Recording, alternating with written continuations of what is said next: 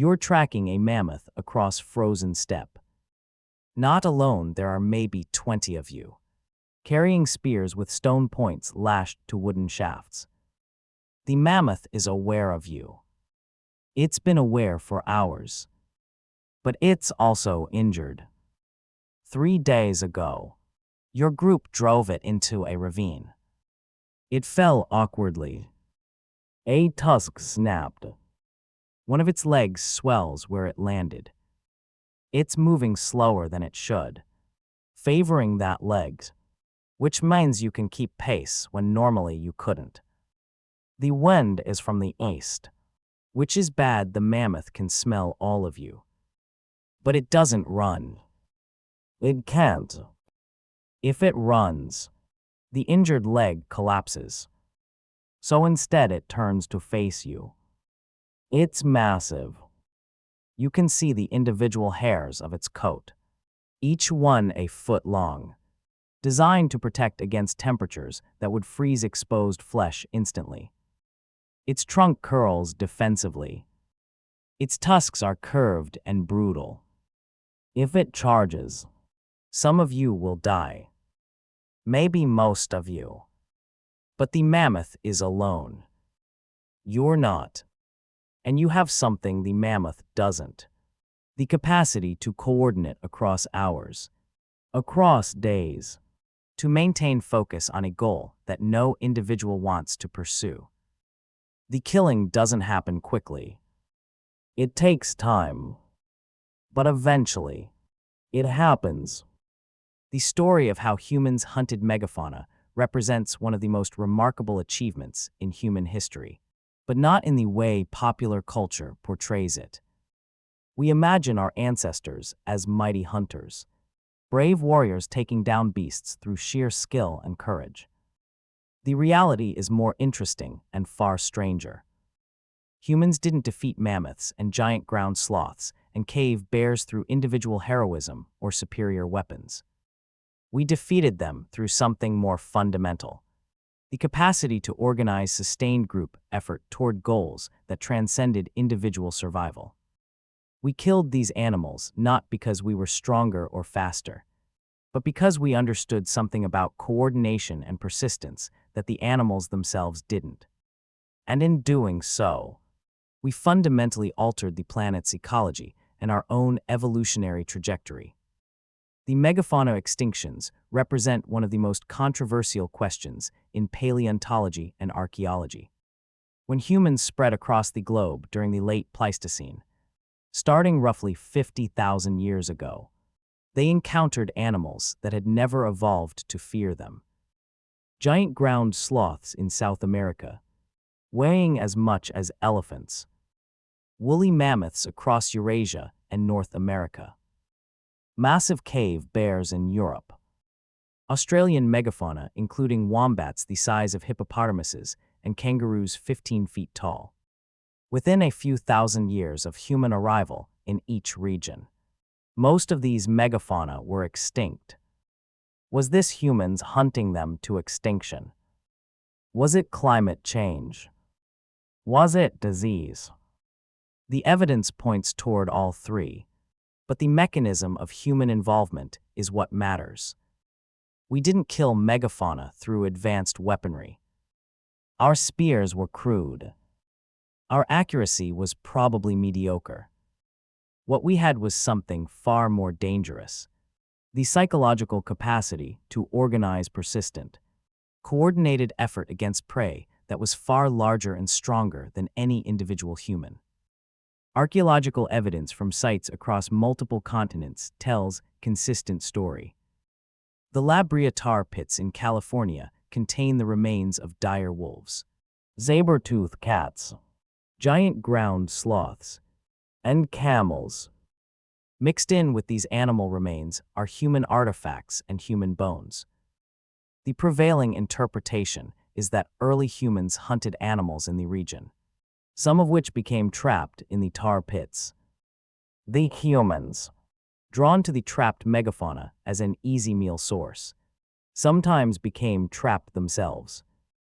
But the fact that humans were actively pursuing these animals, that they understood the tar pits as hunting grounds, that they accepted the risk of being trapped themselves in pursuit of megafauna meat. That's remarkable. It indicates that hunting wasn't opportunistic. It was deliberate strategy, even when the strategy carried genuine risk of death. The Blackwater Draw site in New Mexico contains evidence of human association with mammoth kills dating to around 13,000 years ago. The pattern shows repeated evidence of humans and mammoths in the same location across multiple occupation layers. The mammoths had distinctive characteristics. They were disproportionately young or old, suggesting selectivity in hunting. The kill sites show evidence of planned butchering. The bones weren't scattered chaotically. They were arranged in ways suggesting systematic processing. Multiple individuals worked on the same carcass according to established protocols. You're looking at an established hunting culture. Generations of accumulated knowledge about how to kill, process, and distribute mammoth meat. No single human invented this system. It evolved through trial and error across hundreds of years, refined by populations that survived to pass on their methods versus populations that didn't. But how does a group of humans with spears actually kill a mammoth? The animal weighs 6 tons. Its skin is inches thick. A stone-tipped spear, thrown with human strength, isn't going to penetrate deeply. This is where behavior becomes central to the explanation. Humans would have organized cooperative hunts using strategies that relied on coordination rather than individual weapon effectiveness. One documented hunting strategy involved driving herds into natural traps, ravines, marshes, riverbeds. The humans would position themselves to prevent escape while the animals panicked, sometimes injuring themselves in the process. Once an animal was trapped or injured, the killing became a matter of persistence. Multiple hunters would attack from positions where the mammal couldn't reach them all simultaneously, wearing it down through accumulated wounds rather than delivering a single lethal strike. It's not glorious. It's not the kind of hunting we romanticize. It's exhausting, dangerous, and requires absolute group coordination. The giant ground sloths of South America tell a similar story, but with different tactical implications. These animals were 3 or 4 times heavier than humans, but weren't ambush predators. They were browsers, moving through vegetation in a relatively predictable pattern. Evidence from kill sites in South America suggests that humans didn't chase ground sloths. Instead, they intercepted them at predictable locations, watering holes, travel corridors, areas where the animals congregated. The sloth couldn't move quickly despite its size. Once surrounded, once multiple humans began attacking from different angles, the animal's size became less of an advantage and more of a liability. It couldn't flee. It couldn't effectively defend itself against attacks coming from all directions. It became a slow-motion catastrophe, an animal designed for a world where it faced no predators being hunted by a species that had just arrived and understood the vulnerability instantly. The more sophisticated hunts probably involved specialization and preparation that would seem obsessive by modern standards. Before pursuing a mammoth, the group would spend days or weeks tracking the animal. They'd learn its behavior patterns, its preferred routes, its vulnerabilities. Young people would be trained for months or years on how to behave during a hunt, where to position themselves, how to maintain pressure without exposing themselves to lethal danger. The entire group would practice coordinated movement, learning to respond to signals without verbal communication. The hunt was planned with the same intensity that a modern military operation receives. And like military operations, hunts sometimes failed. Humans died.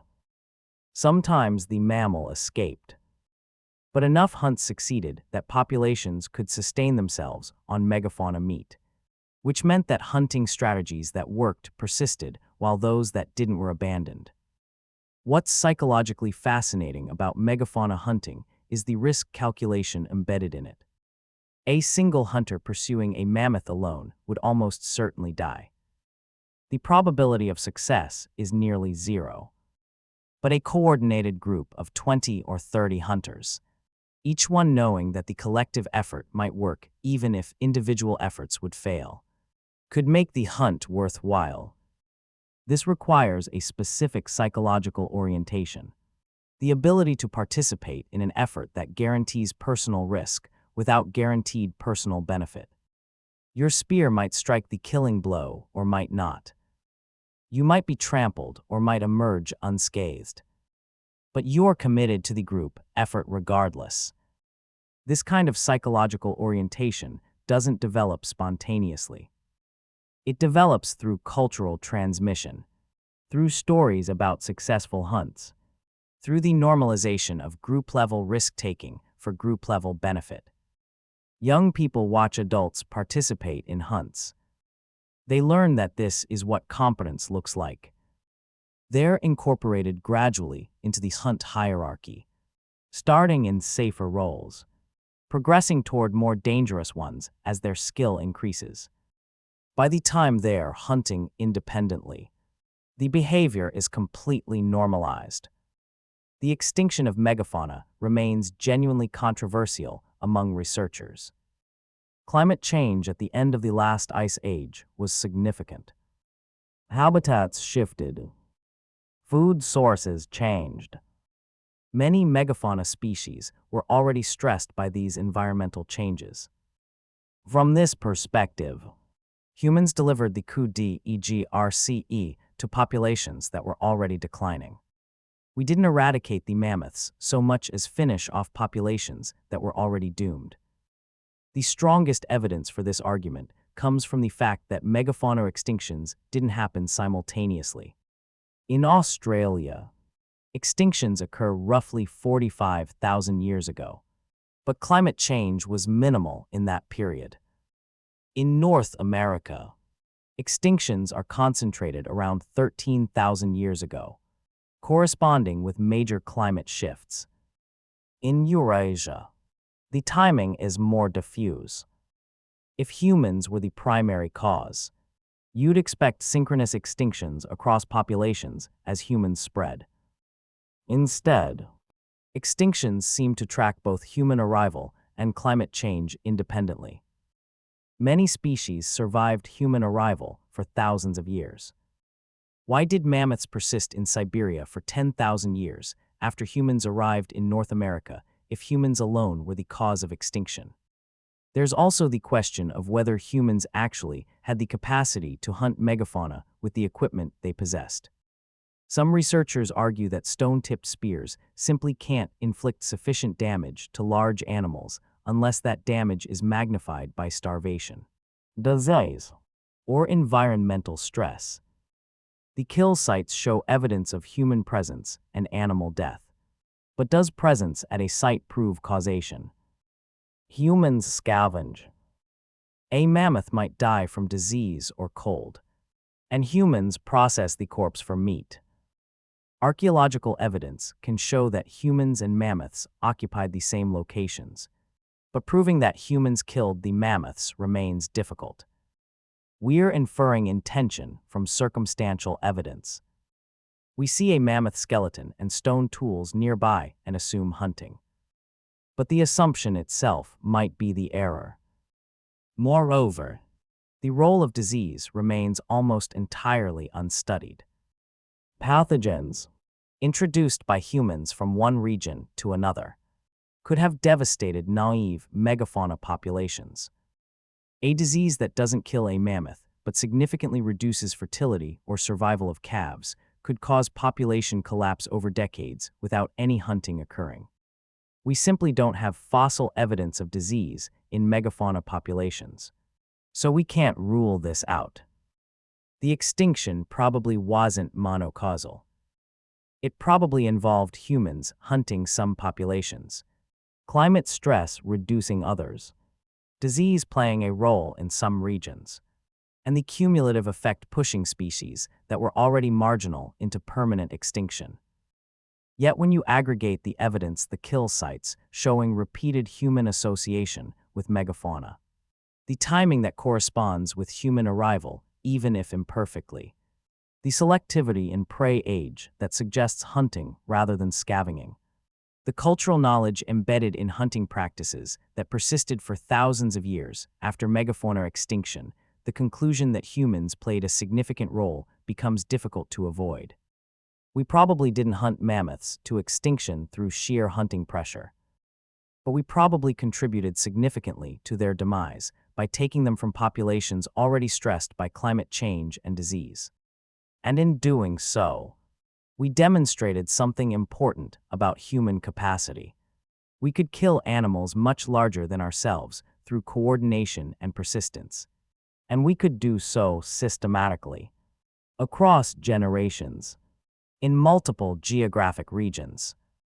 That capacity was evolutionarily significant, not because we were particularly good hunters, but because we were particularly good at organizing sustained group effort toward distant goals. The resolution of these debates comes from recognizing that mammoth hunting and megafauna extinction weren't single phenomena with single causes. Different populations hunted different animals under different circumstances. Some megafauna extinctions happened quickly. Others took thousands of years. Some were probably driven primarily by climate change. Others probably involved significant human hunting pressure. In North America, humans arrived around 15,000 years ago. Most megafauna disappeared by 13,000 years ago. That's only 2,000 years, a span that would allow hunting pressure to contribute significantly, but also would allow climate change, disease, and habitat loss to play major roles. The data is consistent with multiple causation, and trying to identify a single cause is probably futile. What matters more than the precise mechanism is what hunting megafauna reveals about human nature. We developed the capacity to organize sustained effort toward goals that transcended individual survival. We developed the ability to coordinate across dozens of individuals, to maintain discipline in dangerous situations, to transmit hunting knowledge across generations. We developed cultural frameworks that made participation in dangerous group efforts seem normal and necessary. And we developed a kind of ecological blindness, the inability to perceive that hunting a species to extinction was a possible consequence of our actions. We hunted because hunting was how we organized ourselves, how we demonstrated competence, how we secured resources. The fact that we might be destroying populations of animals didn't factor into the decision-making because we didn't have the conceptual tools to imagine long-term ecological consequences. That's a distinctly human problem. We are capable of organizing vast cooperative efforts toward goals that seem important in the moment, but that we don't fully understand in their broader context. When you stand back from the debates about causation and mechanism, what emerges is a picture of humans in the late Pleistocene as creatures fundamentally different from other animals. We didn't have exceptional strength or speed or sensory capability. We didn't have biological weapons like claws or venom. What we had was the capacity to coordinate behavior across time and space in ways that other animals couldn't match. A pack of wolves hunts through instinct and practice. Humans hunt through deliberate planning, explicit communication, cultural knowledge transmission, and the psychological orientation toward group benefit over individual risk. That orientation allowed us to tackle prey that no individual could possibly defeat. And once that capacity was established, once we understood that we could kill mammoths through coordination, we were fundamentally changed. We weren't just another large predator. We were a species capable of reshaping ecosystems through deliberate action. The mammoths didn't need to be slaughtered in massive numbers for extinction to result. They just needed to be hunted selectively for thousands of years, while climate stress reduced population resilience. Eventually, the populations collapsed, and humans moved on, already hunting the next species, already pushing toward the next frontier. What's worth considering about this period is how little we understood about the consequences of our actions. Hunting mammoths seemed like survival. It seemed like competence. It seemed like what humans did. It didn't seem like ecological destruction. The concept of sustainable hunting, of population dynamics, of long-term resource management, none of these existed. We hunted because we could, because it was culturally embedded, because it was how status and identity were achieved. And we drove mammoths to extinction in the process. The lesson isn't that our ancestors were evil or careless. It's that humans have always been capable of creating large-scale consequences that we don't fully understand, and that we've always been prone to continue destructive behaviors because they're normalized culturally and economically. We hunted megafauna to extinction thousands of years ago. We've spent the intervening millennia hunting other species to extinction, destabilizing ecosystems, reshaping the planet. And we've done it with the same psychological orientation. Hunting seems like survival, like competence, like what we do. The question worth sitting with is what it would take to change that orientation. What does it take for a species to understand its own power before using that power becomes catastrophic?